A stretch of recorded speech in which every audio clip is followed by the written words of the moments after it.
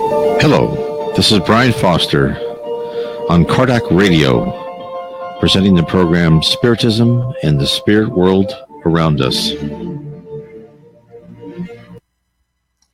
Hello, this is Brian Foster on Sunday, October 29th, almost Halloween for all those kids out there who are going to have a good time.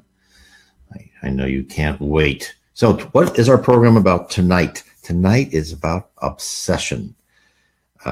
And obsession is when people are obsessed about things, they can't control themselves, their thought patterns are interrupted.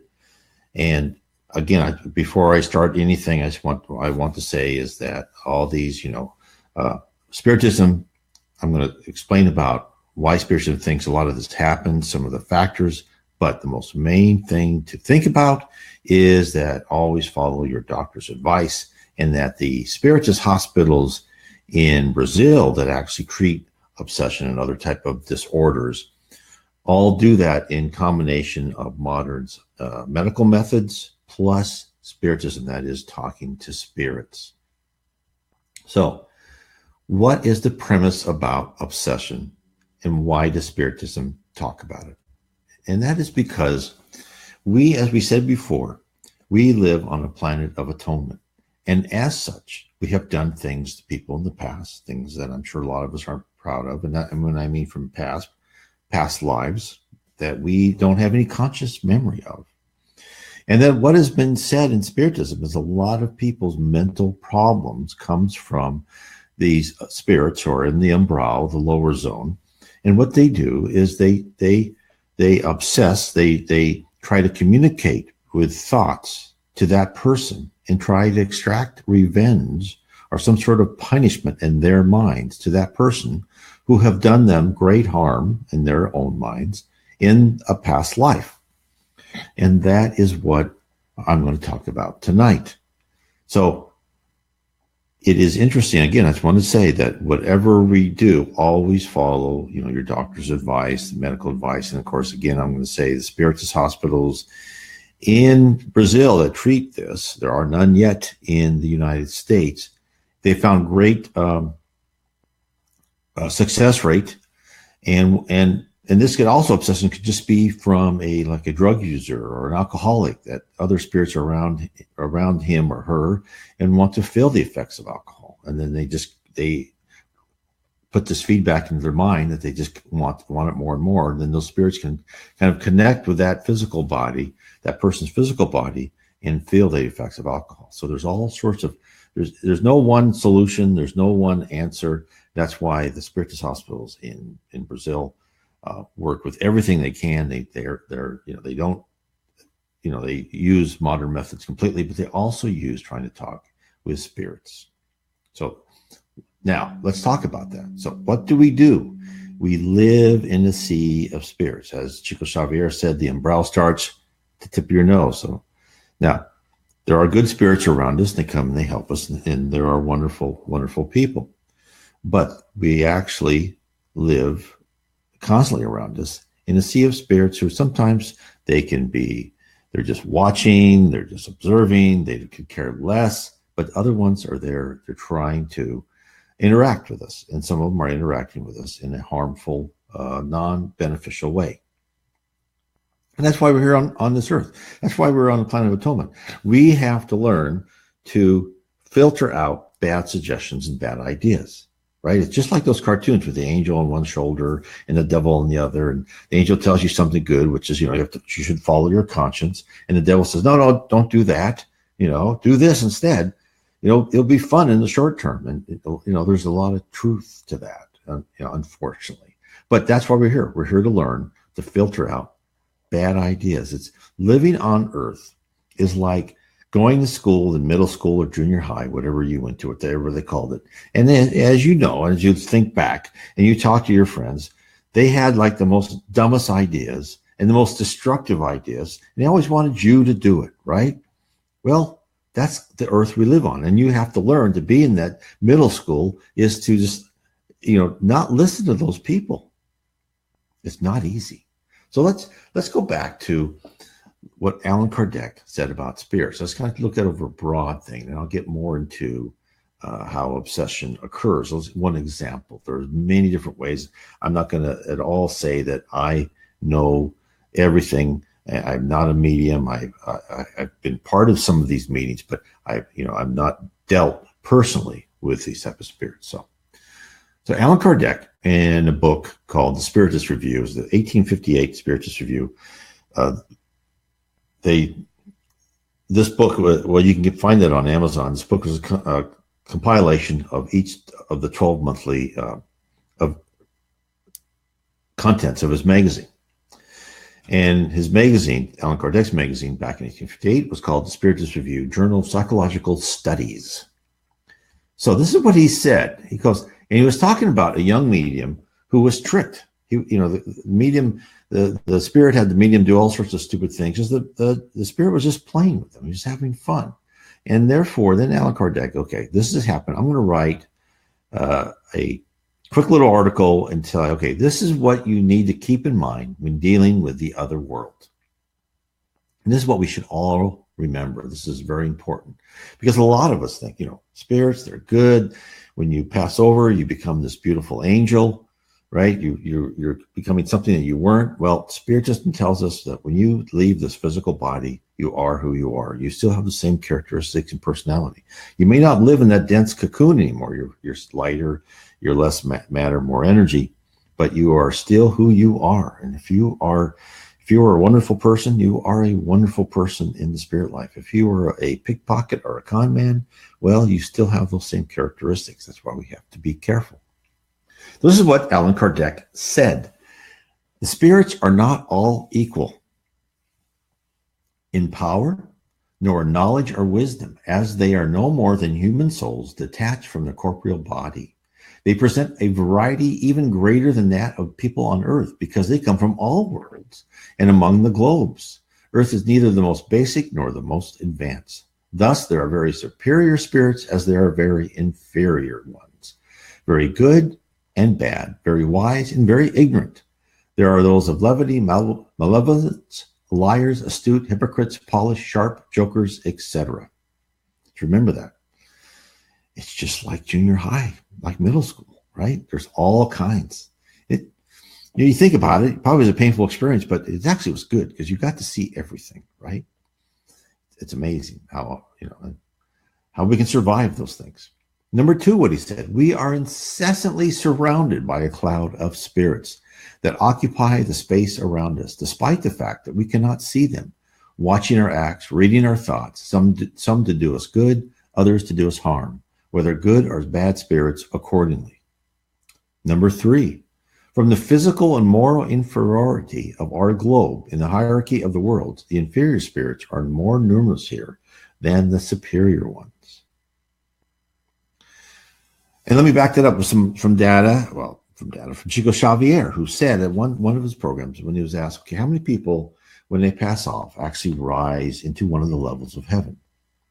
And he said about 30%. That's about 3 in 10. Now think about this for a second. So only about 3 in 10 people actually have the characteristics and personality and the moral code to rise into one of the levels of heavens. 70% do not. Now, I've heard in other spiritist talks that there's about 21, I could be off by a billion or so, about 21 billion people, souls. That includes physical people and spirits around the whole sphere of the, in different levels of heaven, just around the earth, not other globes, just around the earth. So if you take about 7 billion people we have in this, where we are now, right, in the physical world, well, there's about 14 billion, right? So you take 30% of that, that's about 4.2 billion. So we have about 4.2 billion and, let's say a little bit less than 9 billion spirits around the earth watching and interacting with the 7 billion people on earth. So it tells you we are much more influenced, and there's around us, there are spirits who not necessarily are evil or bad. They could be indifferent, but we're surrounded by that. And of course, we are subconsciously affected by their thoughts and their presence. And I'll get more about how they actually can, affect our thoughts. So number 4, what he said, among the spirits that surround us, there are those that attach to us, that act more particularly over our thoughts, giving us advice and whose influence we follow unnoticeably. Good for us if we hear the voice of good spirits only. So we're always getting advice, right? As I said before, we could probably get a lot of bad advice.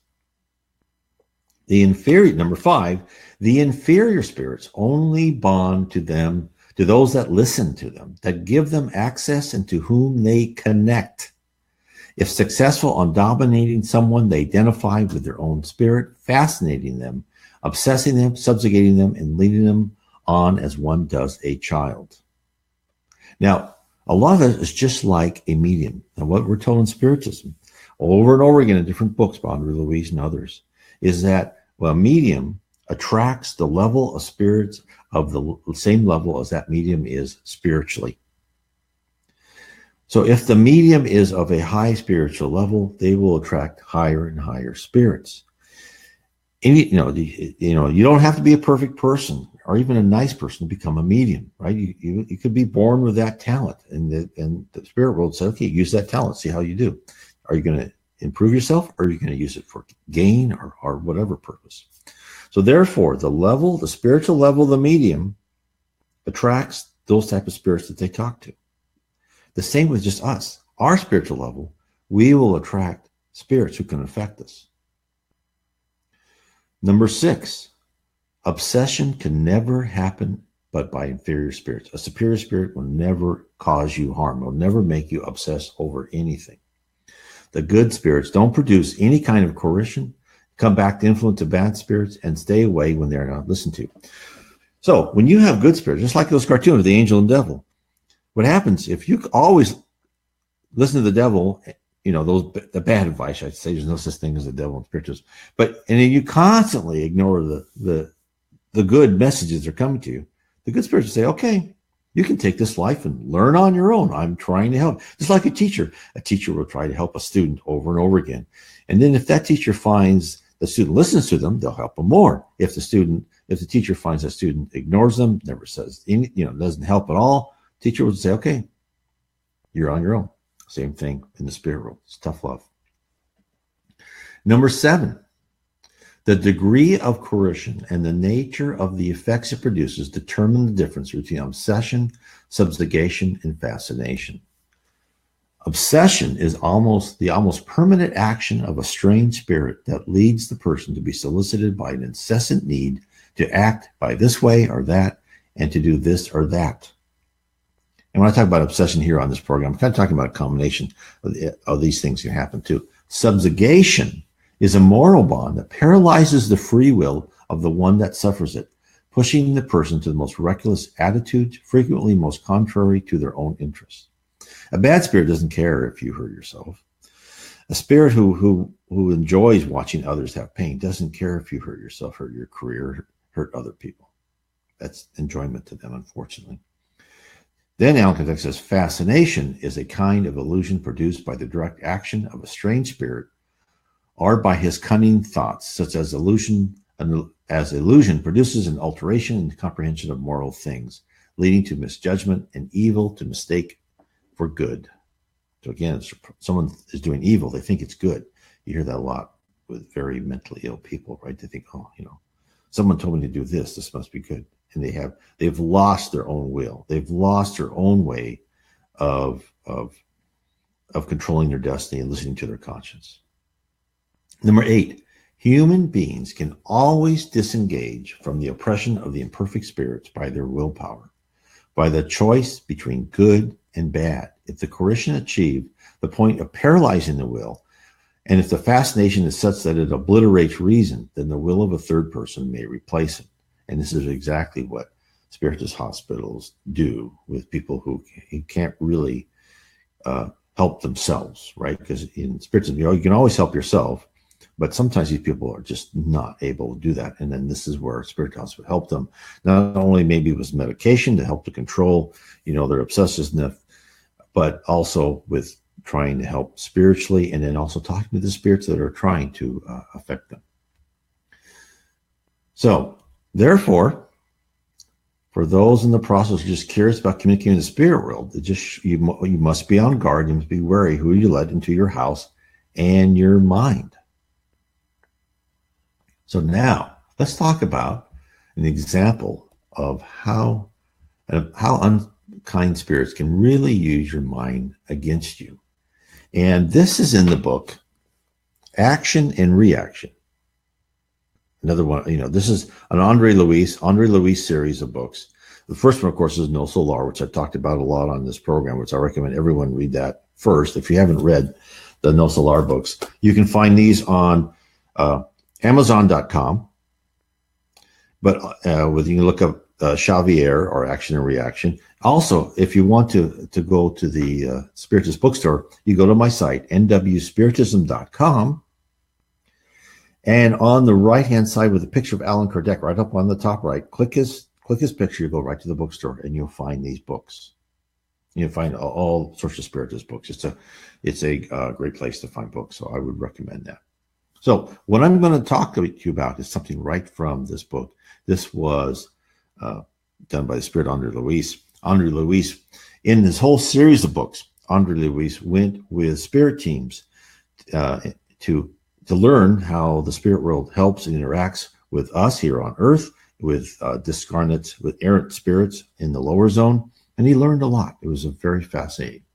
So let's take, what's the Webster Dictionary definition of obsession? The domination of one's thoughts or feelings by a persistent idea, image, desire, etc.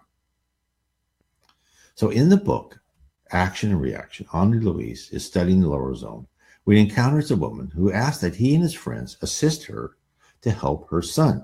She tells him that her son, Luis, is being obsessed because of the wrongs of his father.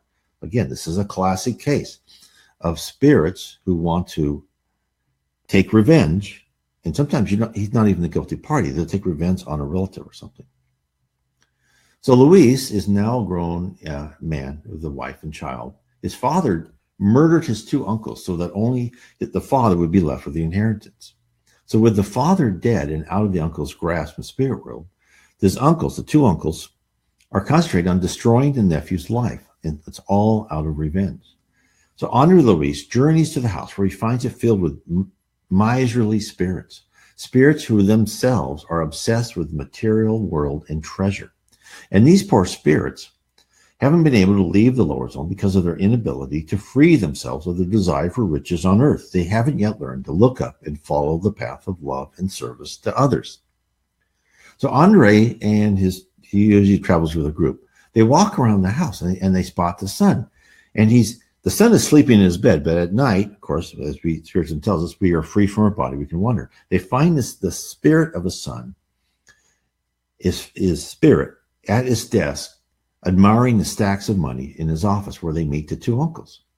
And so after Andre Luis and his group, they talked to the two uncles, and uncles were, and then the team leader of Andre's team, Silas is called, he summarizes the situation to Andre. This is what he says. This is what he says to Andre. It's very interesting. So what you said leads us to believe that besides his sickly attachment to his precarious human wealth, this man, meaning Luis, and he pointed to Luis, who continued just to look at his wealth like, oh, I have this money, and the stacks of currency in the drawer, he goes, also suffers from the pressure of other minds as delusional as his own and the illusions of material possessions. In this case, the sick desire that has seized him has increased to the maximum. That means he's totally obsessed. All he thinks about day and night is that money. That's the most important thing. And then one of the uncles who were in the room, they said, hey, he goes, yes, you're absolutely right. And he could not wait to say, I can tell you exactly how we did this. Just like most criminals, they'll just say, I can't wait to tell you how successful I have been. So, and they go, okay, well, tell us, how did you make him obsessed? He goes, because we learned in the School for Avengers. So there's an organization in the lower zone, and this is a school for avengers. This is a school to tell people how to harm other people.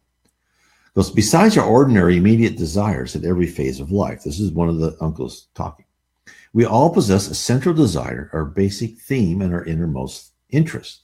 Therefore, besides the normal thoughts that bind us to our daily routines, we more frequently emit the thoughts that originate in the central desire that characterizes us. These thoughts eventually comprise the dominant reflection of our personality. This makes it easy to perceive anyone's nature on any plane just by analyzing their occupations and places of preference. Thus, cruelty is a reflection of the criminal, covetousness is a reflection of the miser, defamation is a reflection of the slanderer, sarcasm the reflection of the cynic, and anger the reflection of the disturbed person, just as moral elevation is a reflection of the saint. So think about that. See, they take our innate desires. Boy, and I can certainly relate to sarcasm as a reflection of the cynic, because, I've tried to stop doing that, but I was always been a naturally sarcastic person, and I recognize myself in that, how easy I could be. I could be obsessed. So, and essentially, what an easy mark most of us would be, right? We have these thoughts, we have these things about us. And that's why we have to recognize these things. And that's why, with sarcasm flowing from my thoughts and tongue, I've tried to improve, right? But, some of my times, my first impulse is that. And I could be labeled as a cynic. So Lionel, who's one of the uncles, he goes, okay, now I'm going to tell you the exact process of how we leverage what's already inside us. So what they do is they take what's inside us and they amplify it. So let me tell you what he said. It's very interesting. Once we discover the reflection of the individual we want to rectify or punish, it is very simple to overwhelm the person with an unceasing stimuli, reinforcing the impulses and images already in his mind and creating new ones to superimpose over the old ones, thereby continually feeding his mental fixation. And by hearing this, you can kind of see how these psychotropic drugs, by dulling the mind, kind of help people, right? Because they just, even if they're trying to magnify things, there's nothing there, right? It's it kind of slows your thought process and so on and so forth down. But so again, look at this. He says that they just keep giving them stimuli, right? They just keep giving them stimuli. What they do, and therefore they just try and reinforce the stimulation. What they say is, with this objective in mind, all we have to do is bring the pernicious individual we want to correct into contact with others that adapt to his manner of feeling and being, especially when we ourselves don't have the time to create all the appropriate mental screens through hypnotic procedures. Using such processes, we can easily create and maintain his psychic delirium or obsession, which is nothing more than an abnormal state of mind that is dominated by the excess of his own creations, pressing in on the sensorial field. This can be infinitely added to by the direct or indirect influence of other incarnate or discarnate minds that are attracted by their own reflections. Now, I said a lot, but let's be just the last thing, what Lionel said. Everyone is tempted on the outside by the temptation they feel on the inside. Truer words never been spoken. So Andre and his comrades are just amazed at this succinct explanation. You take the mental state of the victim, you use it, you magnify it, by planting even more of the same, whatever that little lever, that little lever they can use. They magnify by planting the same, back into the thought generator, and you have an ever increasing feedback loop. You just keep, if you love money, okay, yeah, everyone else around you loves money. Their thoughts go out loving money. Other people take those thoughts, other spirits say, no, we love money too. You should love money. And it just grows and grows and grows, right? So our brains pick up more than we know. Our mind also radiates thoughts to the world. So essentially, we're delicate instruments, but must be kept in harmony at all times. And unfortunately, modern stress opens us up and makes us vulnerable to outside influences upon our feelings. And we have to guard against playing the same thoughts over and over again in our mind.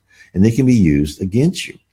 So one thing I would like everyone to know is try and not let this happen. Try not to obsess over something, because they can then take that stimuli and then use it and then magnify it, and then make you even more obsessed. That's why the old thing of where people say, well, if you're thinking too much, go do something, right? And it's good advice. Get your mind, stop from that loop. Go do something. Go garden, go mow the lawn, go wash the car, something. Go read, something to get your mind. A lot of times it's good to do something physical because then your mind kind of calms down and you're just kind of doing rote things. So take stock of what motivates you. Examine your desires and plans for the future. Moderate your aspirations. Go forward with your plans using only honorable intentions, and all shall be right. So, and to understand your destiny, the types of trials you may have to journey through, I recommend you read my book, Explore Your Destiny, since your life's path is mostly predetermined. And it kind of tells you the different trials you have to go through. Also, my book, The Case for Reincarnation. It will give you clues of, Explore Your Destiny, what kind of world we live in, what is heaven like, what are the different umbral or lower zones like, right? What's the processes of the spirit world? Case for Reincarnation tells you kind of trials. What do you have to go through? What's mandated? What's predetermined, right? What can you skip? These are all things that are important to know. Now, let me tell you of one of my own experiences at a disobsession meeting. Now, first of all, I want to show you this book. This is a great book, Disobsession. And it's really the book of how these meetings, it's kind of how the meetings are organized, everything. I found this in a bookstore in Brazil. One of the few books in English they had there. I couldn't find it in the United States. And so I was at a mediums meeting, and I'll explain this whole disobsession. So Spiritism, in Spiritist centers, they work to not only help people, of course, but on this type of meeting, they are working to help obsessed spirits who are still trapped in the lower zone. There are people, physical people who are obsessed, and there are poor spirits who are obsessed. So this is a meeting that was held there to help discarnated spirits, right? Errant spirits. And the process is to help spirits living in a state of unbalance, right? This is not a type of meeting where spirits from deceased family members, etc., communicated with the ease, the pain of still living family. No, this is a meeting to help spirits, other spirits, lower spirits. And the meetings are all done by volunteers who are mostly, they all work during the day, and they meet at night to help their discarnated brothers and sisters.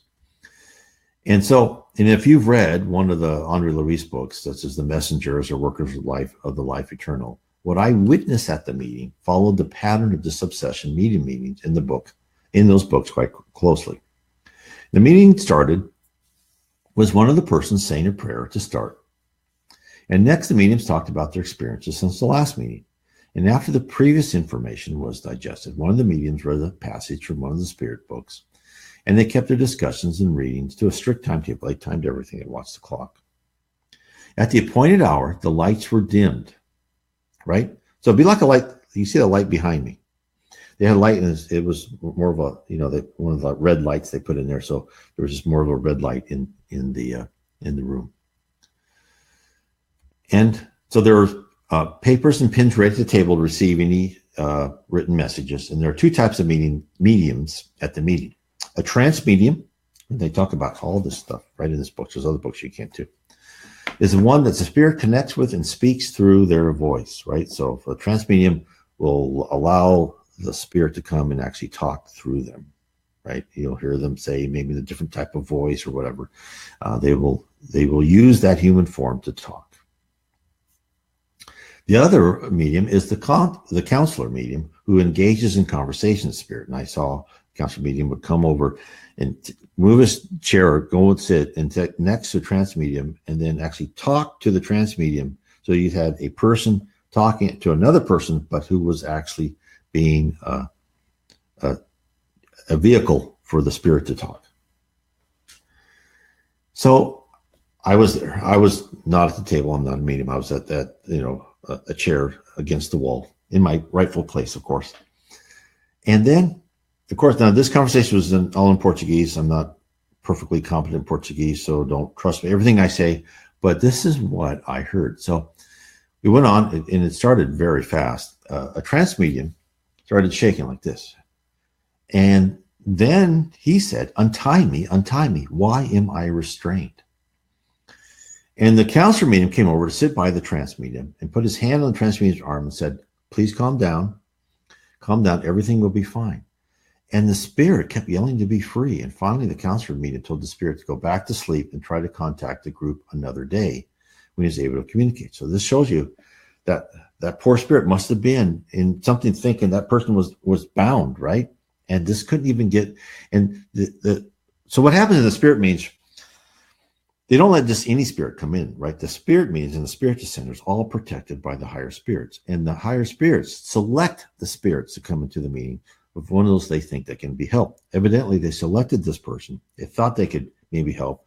You know, talking through a physical person does help these people at times, but evidently it didn't work for this person.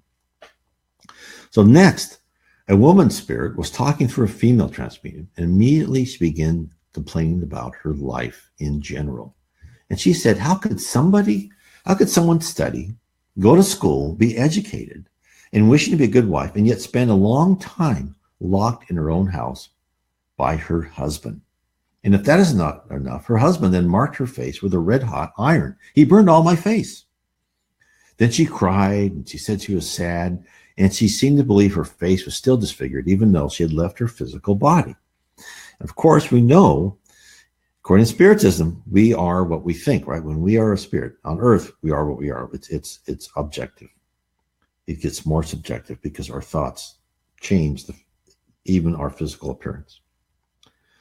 So, but interesting to this woman who was very, extremely angry at her husband, just couldn't get over this feeling of being of the injustice, and who can blame her?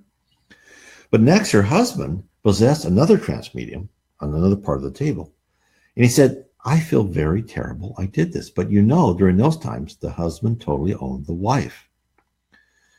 So I thought, whoa, this must have been from 100 years ago or so, right? So these people have been locked into this obsession together. The wife who can't let go of her anger, God bless her, and the husband who just wants forgiveness because at least he knows he did wrong, but he can't leave her till he has forgiveness. And the counselor medium told him, I understand your regret. And the husband responded, yes, you're right. All I want is forgiveness. I'm very regretful. It's a very tragic situation. The wife lives in constant anger of what was done to her, and the husband can't move on to his realization of his horrible behavior. Her absolute anger is understandable, but it reached the point that her negative thoughts are detrimental to her own health. Who knows how many decades, at least, they've been merely existing in this twilight zone. They seem locked in the lower regions, unable to progress through forgiveness and love. And so think about this with someone on earth in their physical body, and they're being obsessed by spirits.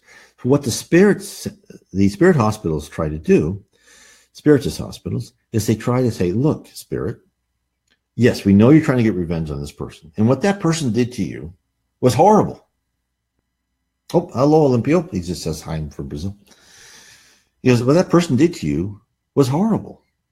But understand, and they explained to that spirit, look, there's karma. There's in reincarnation. And you and the spirit world, God, Jesus Christ, right? They make your blueprint in your next physical life for you to learn, for you to pay for your wrong deeds in the past. And you, spirit, you're taking this into your own hands. And by taking this into your own hands, you're not only slowing down your progress, you're actually making it even worse. Let the spirit world take care of this person. The spirit world will create the episodes in that person's life to show them what they did was wrong. You don't have to. That's just one of the aspects. Another one I read in a book where this young man, he wrote a book after he was older, but he was in a line. He was helping Chico Xavier pass out food to people. And this really nice couple came to Chico Xavier and said, oh, Chico, our daughter, she's hallucinating. She can't control herself. she's just, didn't have these psychic episodes. It's horrible. And Chico thought for a while and said, look, go do whatever you can. Go do good. Go to a prison or whatever. Go do good to anyone you can. So then, a couple months later, these same people, they come through the line and say, Chico, our daughter's better. And he goes, how? He goes, what we did. And then Chico told this boy what happened. What the parents did is they went to a prison, I should say, not prisons. And they helped the prisoners. They read about Spiritism to the prisoners. They helped them. They gave them things. They just, morally helped them as much as they could, assisted them. And that the mothers of these young men in prison, the discarnated mothers, the mothers who were in the spirit world, looked at this couple. They saw this couple, what they did, how good they were. And then they saw that these other spirits were trying to obsess and ruin the life of their daughter. So the mother went over.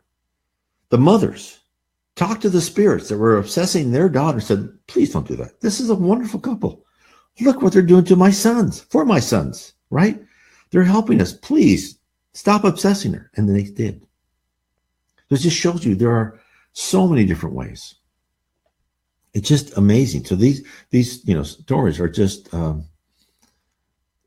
it's a whole world out there that we in this modern Western culture, we just say there's no such thing as spirits, right? That's stupid. And believe me, I used to feel the same way. I said, that's ignorant. Only dumb people would do that.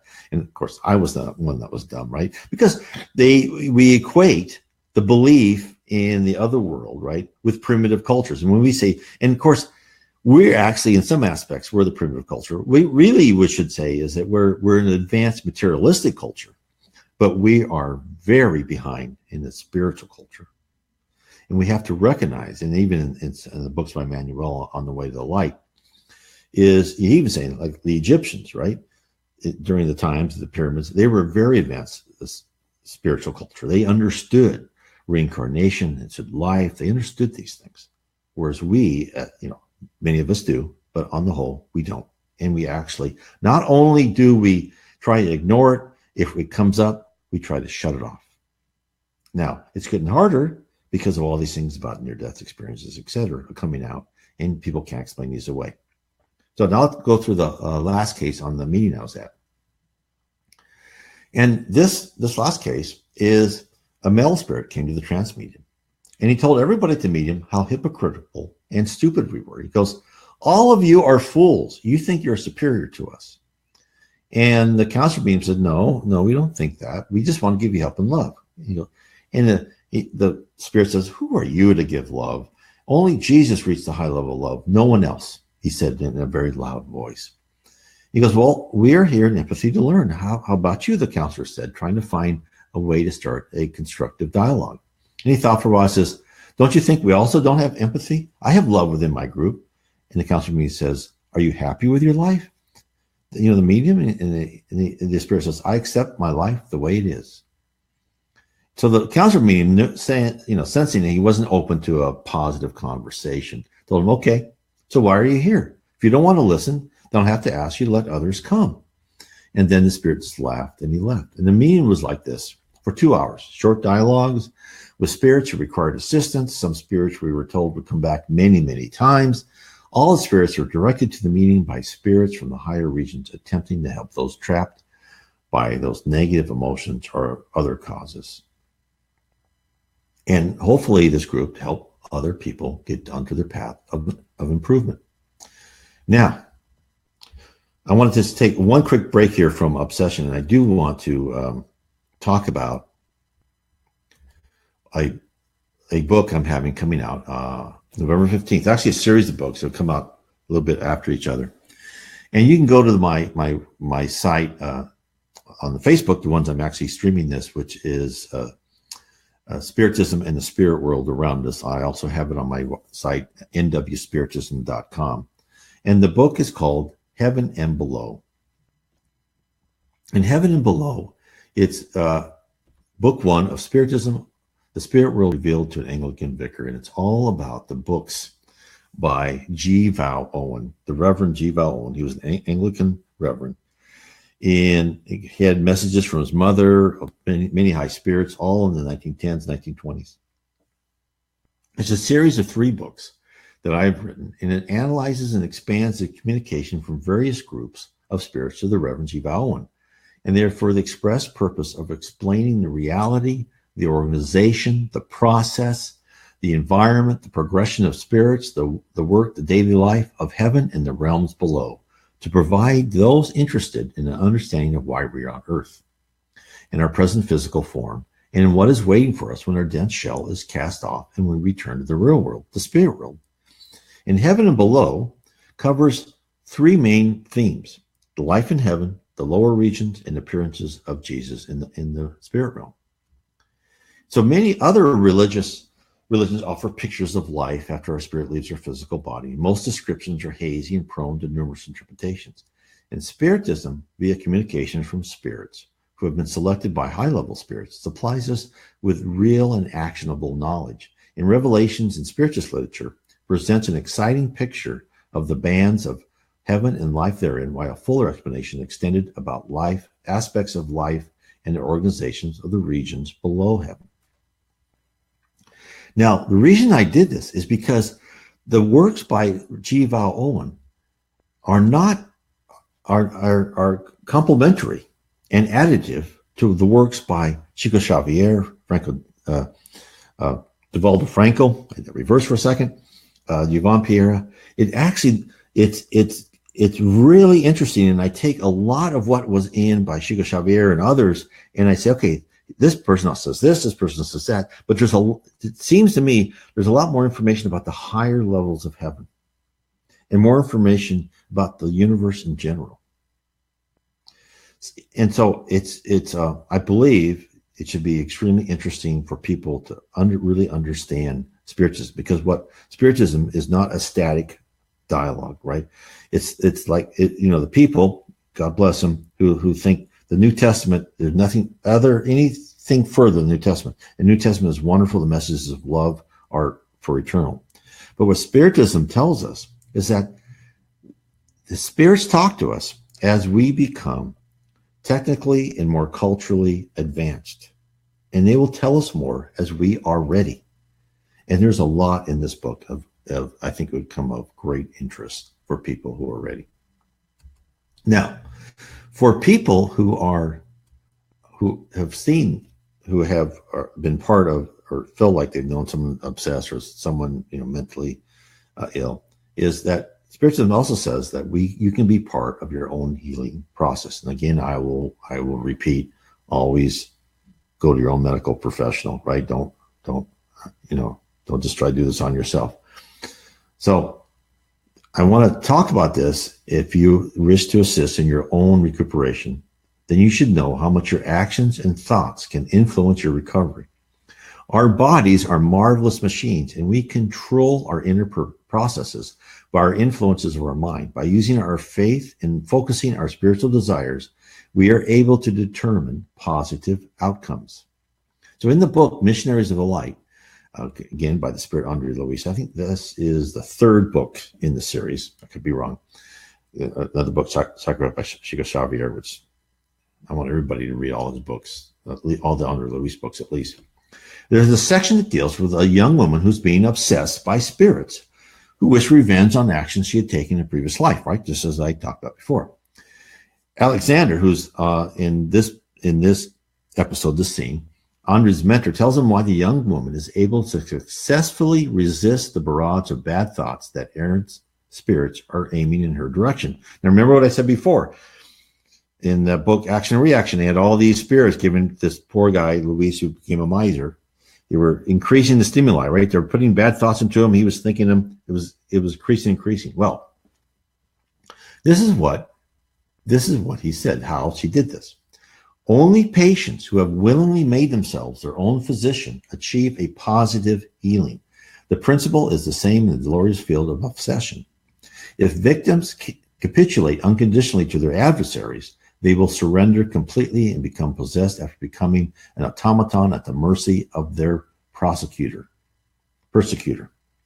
If they have a weak and indecisive will, they will become accustomed to the persistent action of the persecutor and will become accustomed to the circle of irregularities, a situation very difficult to correct because little by little, it will become a pole of strong mental attraction to those persecutors themselves. In such cases, our activities are nearly limited to simple tasks of assistance aimed at results far into the future. However, when we find patients who are interested in their healing, taking advantage of our resources in order to apply them to their spiritual evolution, we can foresee immediate gains. Now think about this.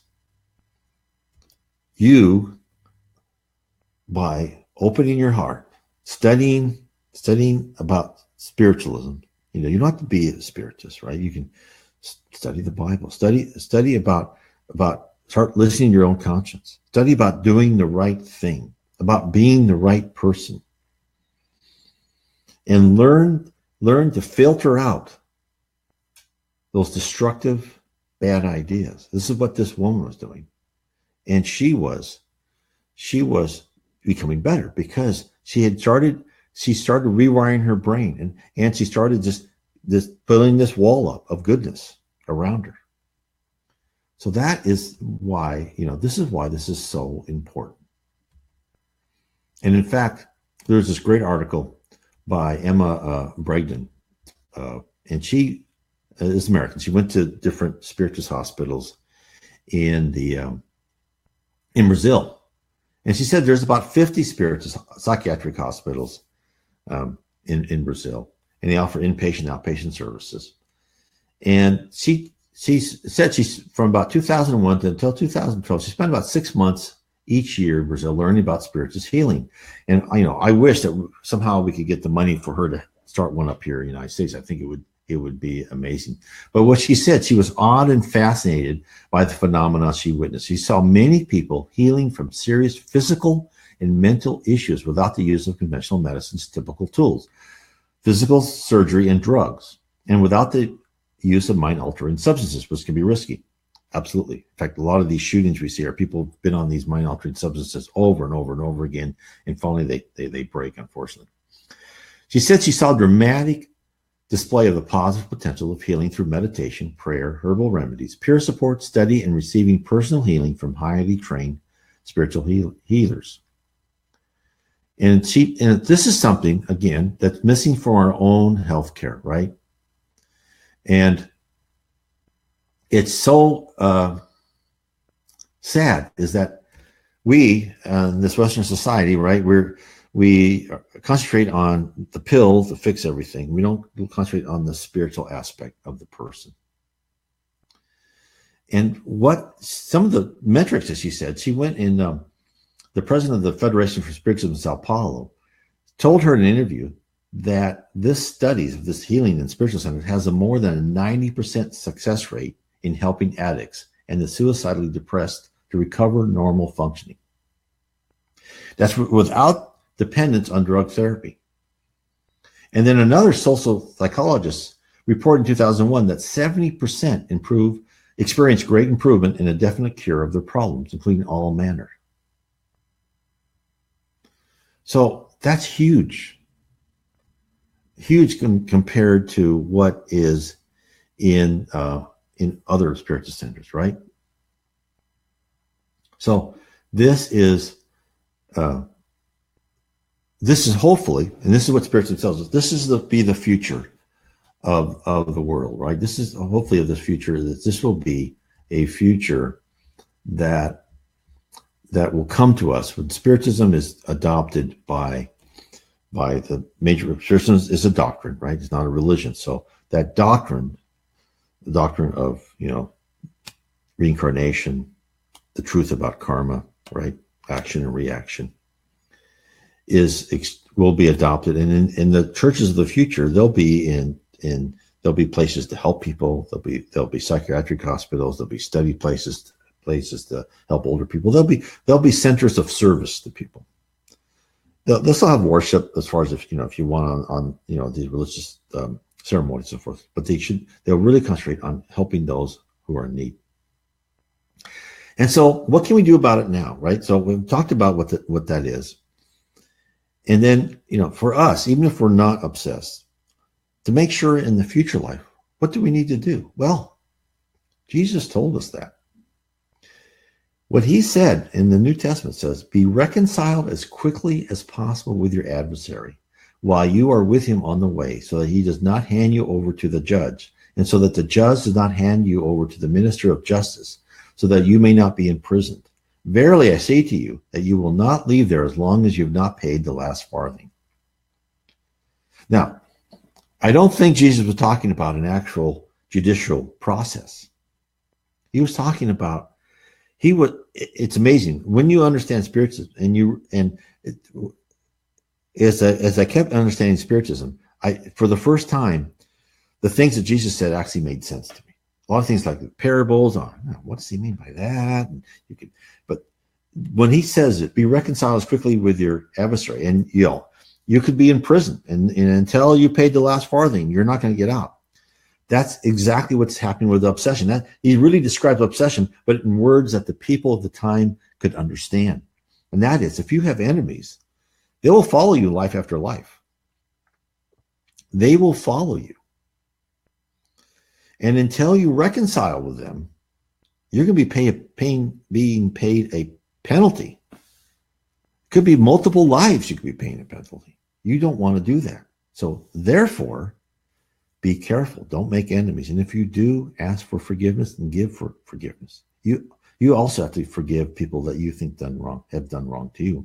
Because you should know through Spiritism, you don't have to be an arbitrator. This is the wonderful thing about Spiritism. Makes you much more relaxed, less anger. Why? Because if you see injustice in the world, you see this person that's taking advantage of people, say a corrupt politician, a corrupt policeman, or a drug dealer, right? Whatever. You think, that person's getting away with murder.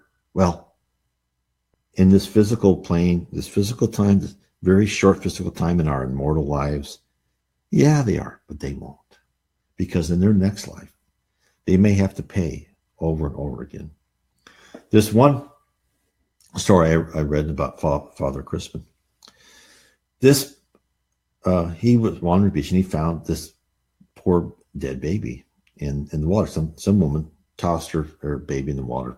Probably she did pregnancy without being married back in those times. And then he talked to spirits. Oh my God, what happened to this poor baby?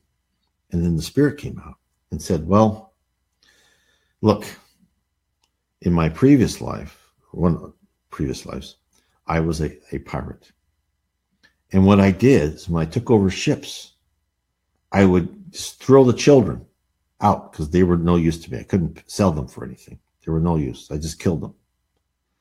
And now I've been going through life after life. I'm born and then I'm killed. I'm born and then I'm killed. It's a horrible thing. But it all caught up to this guy. And he's understanding now that was not a good idea. And therefore, you don't have to. You don't have to think about revenge. Please don't. Because when someone does something bad to you, that person probably is an immature spirit, or maybe had a bad day or something. And hopefully that person regrets that. And if not, they will be taught. You don't have to teach that person anything. They will be taught that. Because the reason we are here on earth, on this planet of atonement, is to remove the blemishes that we have in our character. Hate, envy, all those things, right? Selfishness, pride. It's all stuff. We all have some of that, right? Except the very good ones. I know pride and selfishness I'm still trying to get those out. Boy, that's hard, but I keep trying. But those are the things we're supposed to remove. We're supposed to think about others. We're supposed to think about everyone else. That doesn't mean we have to be meek or pushovers, or we have to let people walk over us. No. You can be focused. You can be determined, right? When Jesus says the meek shall inherit the earth, he didn't say the wishy-washy guys that just let anything happen, women and men. No. What he meant by meek is he said those people who calmly go about their business and use focus and determination, and they can become indignant with something that's happening, like, no, you were going to do this, right? They don't lose their control. They don't lose themselves over to primitive emotions. They get the job done. They get the job done in an orderly manner. That's what Jesus meant by the meek shall inherit the earth. Calmly, correctly, honestly, fairly solve problems and help other people. So the other thing is that in the as we're going through these is in the Gospel according to Spiritism, talking about vengeful, hateful spirits. They talk about in their hatred, vengeful spirits often pursue beyond the grave those against whom they harbor rancor. Thus the proverb that states, the beast dead, the venom is dead, is erroneous when applied to human beings.